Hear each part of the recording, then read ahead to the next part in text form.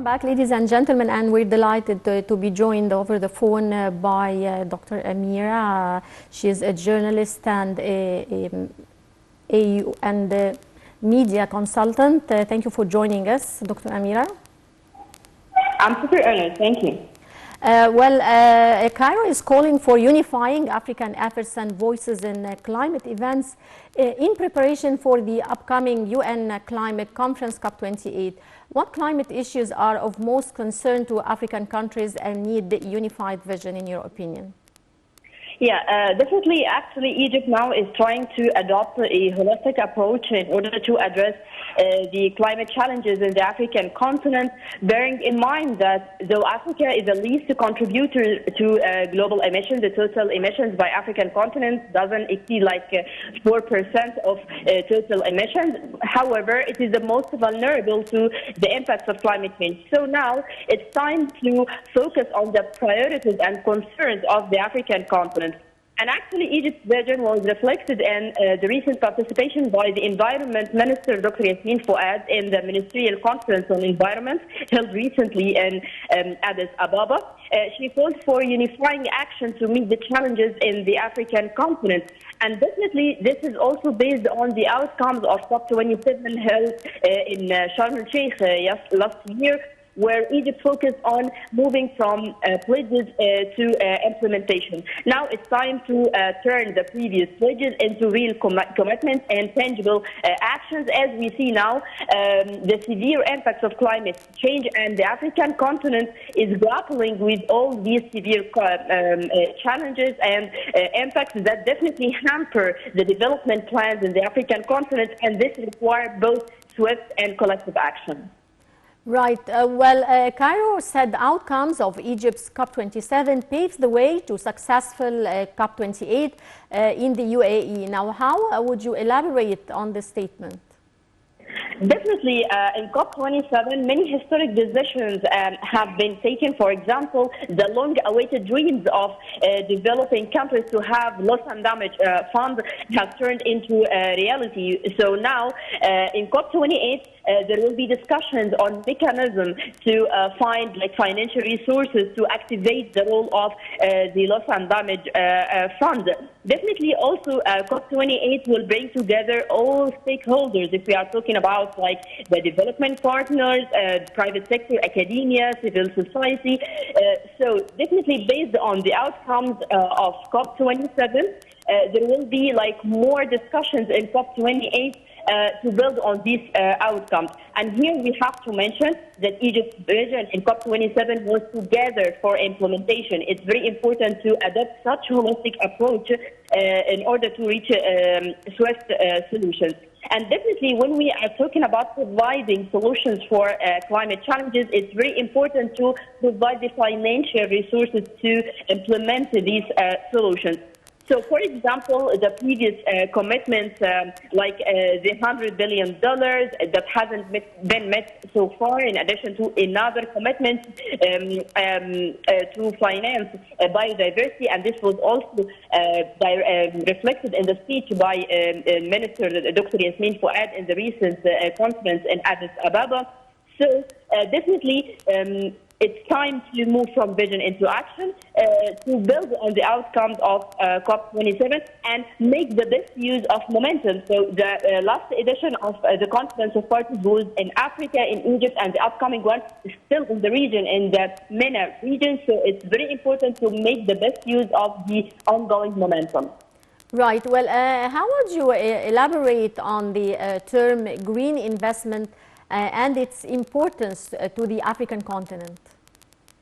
Yeah, definitely now all the whole world is talking about the green transition. But when we are talking about investing in green transition, frankly speaking, a few years ago there was a fear from business sector that this such a kind of investment will not have huge economic profits. But now, on real ground, we have seen that as the African continent has great potential in terms of natural resources, arable land, critical minerals, clean energy. So now the private sector became more interested in investing in such a clean or green projects.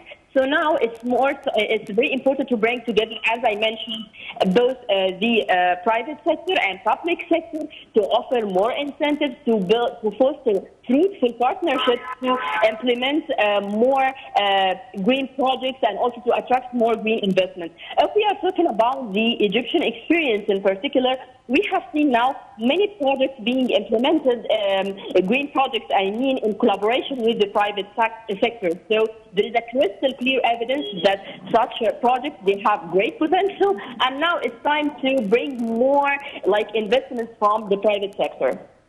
Right. Well, what are the most important challenges that face green investment in the African continent?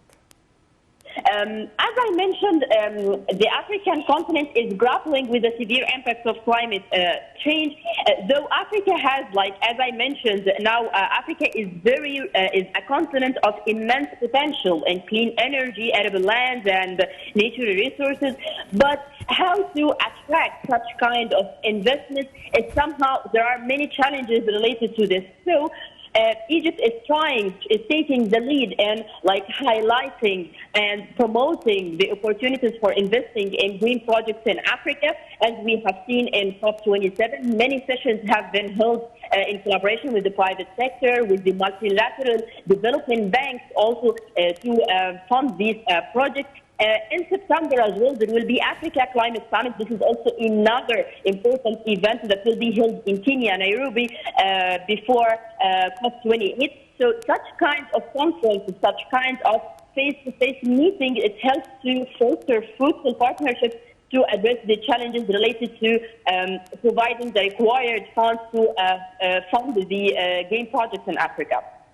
Right. Well, why is accelerating investments in technology and capacity development in Africa given much importance?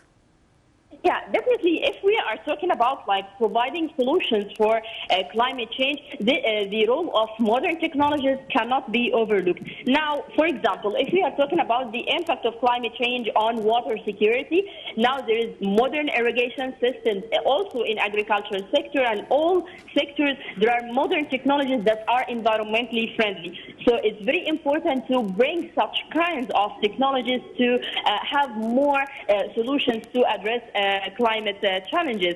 So definitely, if we are talking about technology, the concept of technology transfer, how developed countries should bear the responsibility in terms of transferring such kind of technologies and providing the required financial resources to make the best use of these technologies. It's very important if we are trying to adopt now the modern solutions to curb the impacts of climate change and also strike a balance between mitigation and adaptation measures. Right. Well, Cairo stressed that COP28 must ensure the mobilization of $20 billion for the Biodiversity Fund, not just focus on obtaining $100 billion in climate finance. Now, how can climate financing be secured? Yeah, definitely. As I mentioned, that now the issue of climate change is not just an environmental challenge; it is a developmental challenge, and definitely there is interconnection between biodiversity and climate change. So if we are talking about abiding by the pledges related to climate action, it's also very important to draw the international attention to the pledges related to biodiversity. As Dr. Yasmin Fouad mentioned, that $20 million related to biodiversity in addition to other commitments related to climate change. As the COP28 will be held in UAE, there will be the same approach in discussing not just the previous pledges. It's time to move into action, to have tangible actions on real ground to curb the fast-growing impact of climate change, definitely. Right. Well, I would like to thank you very much, Amira Sayed, the journalist. Many thanks for your insight. And dear viewers, now we move back to our reports and let's have a